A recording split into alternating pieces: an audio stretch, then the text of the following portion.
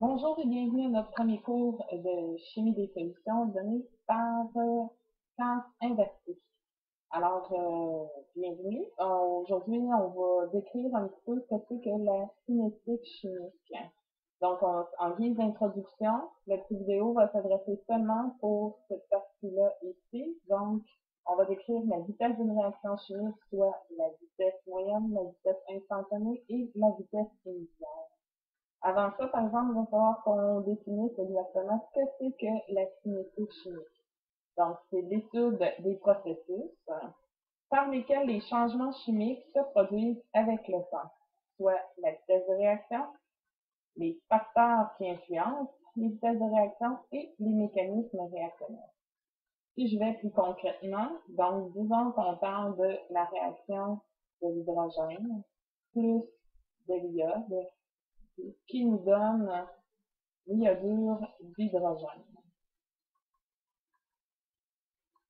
Donc, si vous regardez cette équation-là, évidemment, vous vous dites, bon, j'ai une mole d'hydrogène qui réagit avec une mole d'iode et ça va me donner 2 moles d'iodure d'hydrogène. Pour l'instant, c'est à peu près tout ce que cette réaction-là nous donne comme information. Cependant, on n'a aucune idée de la vitesse de la réaction, les facteurs qui vont faire en sorte que ça va aller plus vite ou moins vite, et le mécanisme de réaction. Donc, comment est-ce que les molécules vont réagir ensemble exactement. Donc, c'est ça qu'on va décrire au cours de cette classe-là. Donc, maintenant, on va venir définir qu'est-ce que la vitesse d'une réaction. Donc, lors d'une réaction, qu'est-ce qu'on a? On a la formation de produits et la disparition de réactifs. C'est justement la vitesse de ces deux trucs-là qu'on va venir mesurer. Donc, ça se fait vraiment expérimentalement. Donc, la vitesse de formation du produit va correspondre à la variation de la concentration du produit par unité de temps.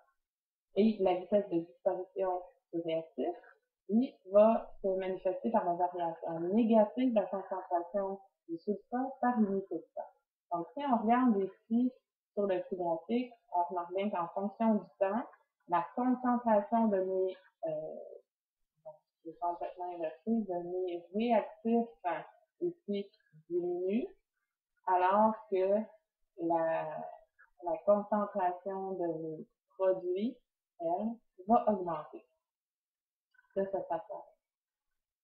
Évidemment, on a par exemple au temps C2 moins C1, donc ça ici, ça nous donne un temps positif.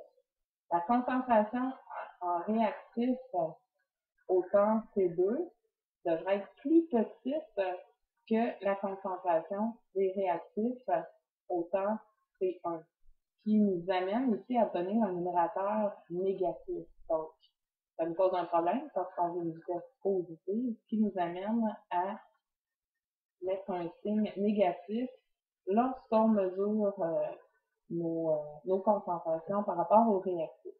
Le problème ne se pose pas lorsqu'on est en présence des produits et qu'on mesure la variation des concentrations en produits, puisque celle-ci augmente dans le temps. Ici, vous avez un exemple par rapport à la réaction dont je vous ai parlé tout à l'heure, donc l'hydrogène avec l'iode qui nous donne 2 molécules d'iodure d'hydrogène. Donc, au fur et à mesure, dans le temps, qu'est-ce qui va se produire? On a accumulation des produits et disparition des réactifs. Donc, si je voulais mesurer, par exemple, la variation, la vitesse d'apparition des produits, donc je fais ma vitesse est égale à la variation de la concentration d'un produit dans le temps, qui me donnerait, par exemple, avec, si je voulais la différence entre le temps 70 secondes, on va dire, et le temps environ 30 secondes. OK?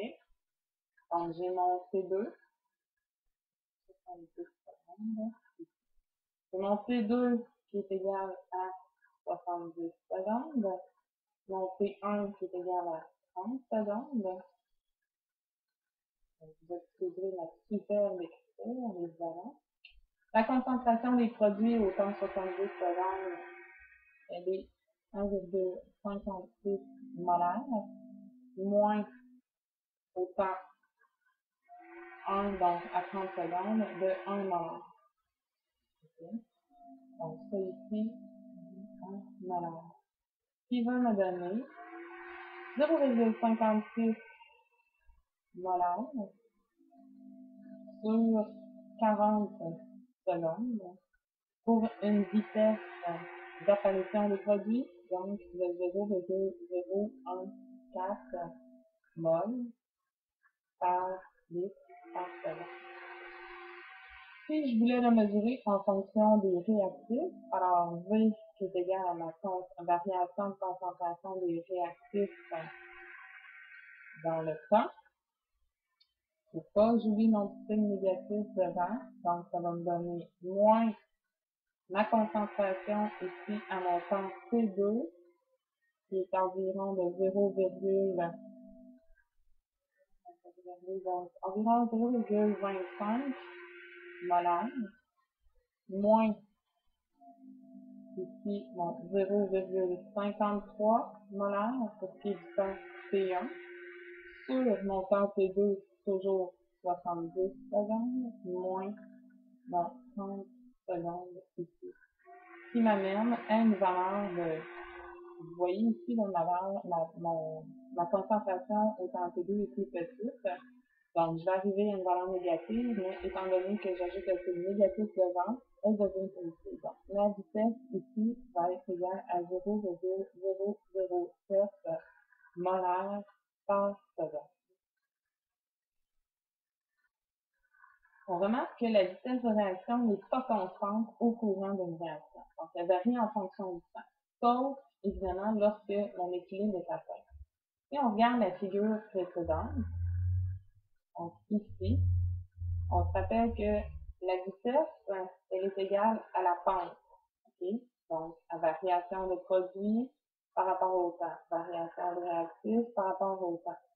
Donc, si je mesurais ici, au tout départ, par exemple, la variation, c'est sûr que ma pente serait beaucoup plus grande que à ce moment-ci, un petit peu plus tard, et encore plus grande que ici. Okay? C'est la même chose pour mes réactifs. Donc, au tout début, la vitesse est très rapide.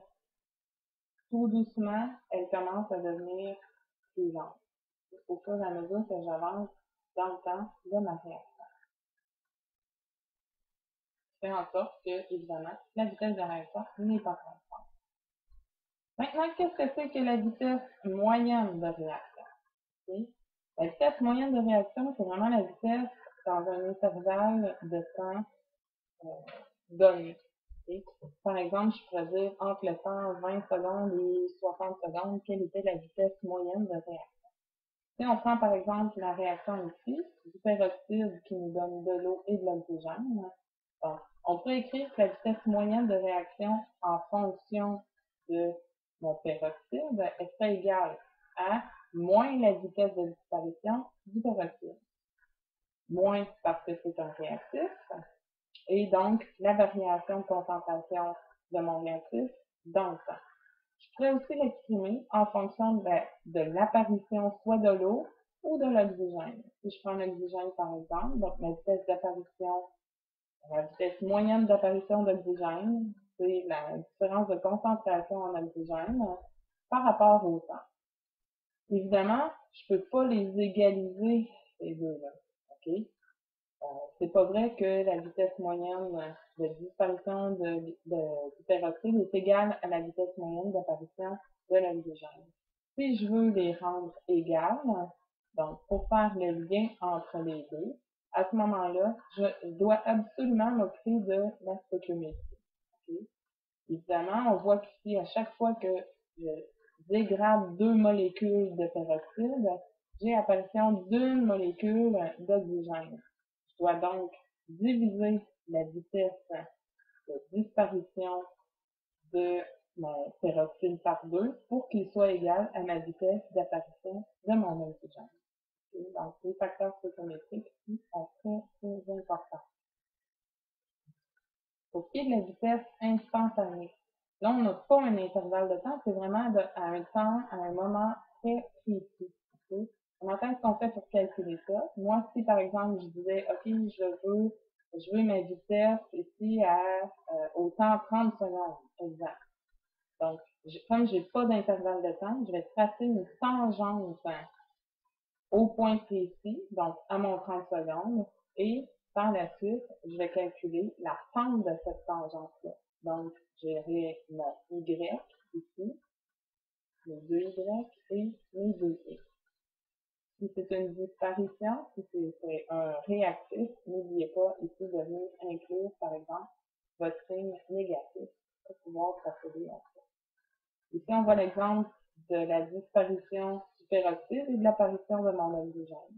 Donc, la vitesse instantanée correspond à la pente de la tangente à un point précis. Donc, si je voulais après 6 heures, alors là, il faudrait que je vienne tracer la tangente de ce point-là pour ensuite calculer la pente entre deux points précis. Pour ce qui est de la vitesse moyenne, j'aurais pu demander, par exemple, quelle est la vitesse moyenne entre 12 et 18 heures. Bon, à ce moment-là, on a deux points précis qui nous sont donnés. Alors, je pourrais calculer la différence, la variation de concentration pour ces deux points-là, entre ces deux temps-là, bien précis. Expérimentalement, pour cette expérience-là, on a le peroxyde ici qui est à Q. Okay? Donc, lorsque la réaction a lieu, ça va former de l'eau liquide et du gaz.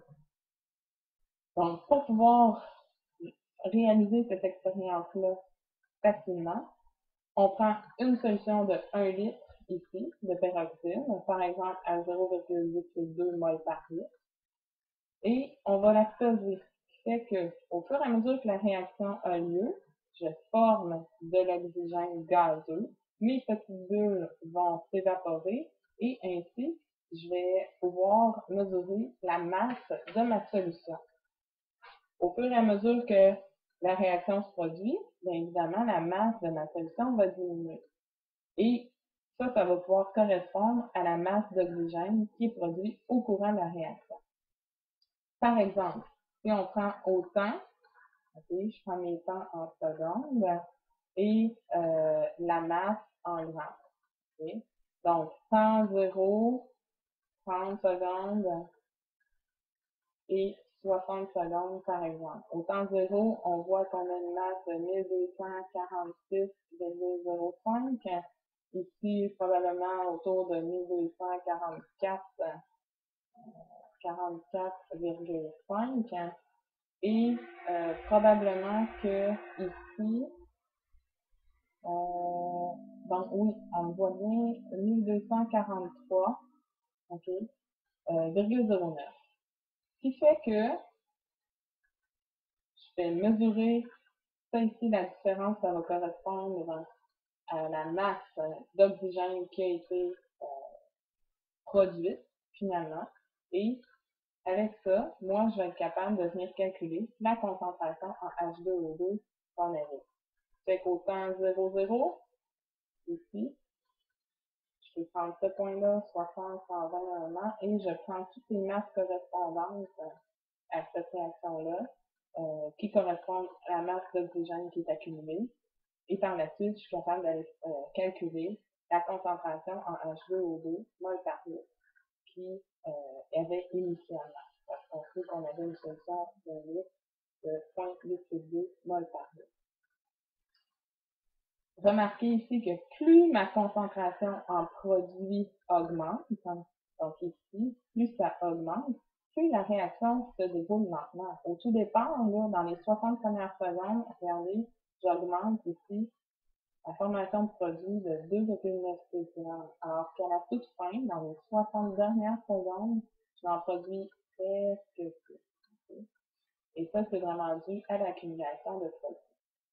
Donc, à partir de maintenant, je vous invite à regarder la prochaine vidéo dans laquelle je vais pouvoir procéder à quelques exemples de calcul pour des expériences reliées à la cinétique.